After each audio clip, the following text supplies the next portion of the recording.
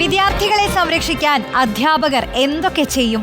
എന്തും ചെയ്യുമെന്ന് തെളിയിച്ചിരിക്കുന്ന ഒരു അധ്യാപകനുണ്ട്, വടകരയിലെ ലിനീഷ് മാഷ്.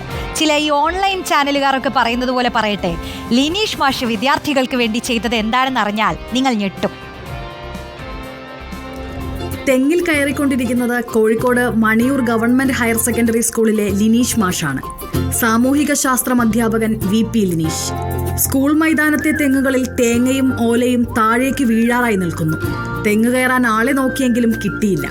അസംബ്ലി നിൽക്കുന്ന സ്ഥലം വരെ മാറ്റി. ഇനിയും വൈകിയാൽ കുട്ടികളുടെ തലയിൽ തേങ്ങ വീഴുമെന്ന് ഉറപ്പായതോടെ ലിനീഷ് മാഷ് പിന്നെ ഒന്നും നോക്കിയില്ല. എല്ലാ തെങ്ങുകളിലും കയറി ക്ലാസ് എടുക്കുന്ന പോലെ സിമ്പിളായി തേങ്ങയും ഓലയും കൊതുമ്പുമെല്ലാം താഴേക്ക് വലിച്ചിട്ടു. കുട്ടികൾ സുരക്ഷിതർ.